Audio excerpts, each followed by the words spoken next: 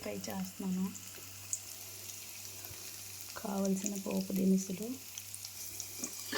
అవి ఫ్రై అయిపోయినాయి. కొంచెం కాజు, ఆనియన్స్, పచ్చిమిరపకాయలు, కొంచెం అల్లం, ఉల్లిపాయస్ చూసారా కొంచెం ఫ్రై అయిపోయినాయి.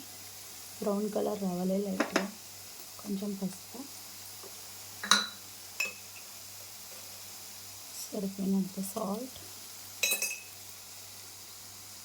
ఆలు వేసేసి కొంచెం అందులో మిక్స్ చేయాలి.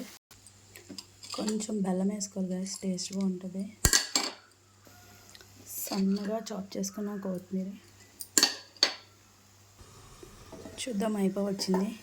ఇప్పుడు మామిడికాయ పప్పుచారు చేద్దాం. దీనికి కాంబినేషను ఇట్లా పప్పు బాయిల్ చేసుకోవాలి. ఇట్లా లూజ్ కన్సిస్టెన్సీలో. కావాల్సిన ఇంగ్రీడియంట్స్ మ్యాంగో, టమాటో, ఉల్లిపాయ అండ్ పచ్చిమిరపకాయలు. అవన్నీ వేసేసాము. ఎక్కువ పచ్చిమిరపకాయలు వేయాలి. కారం సరిపోవచ్చు మ్యాక్సిమం, లేదంటే కొంచెం లైట్గా.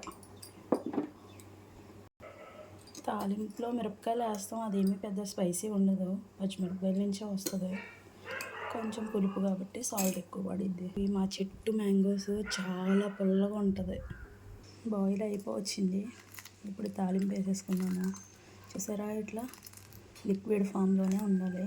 అంటే సాంబార్ అన్నట్టు, చింతపండు వేయలేదు. మామిడికాయ సాంబార్. ఎక్కువ చింతపండు ప్రిపేర్ చేయకూడదు కదా.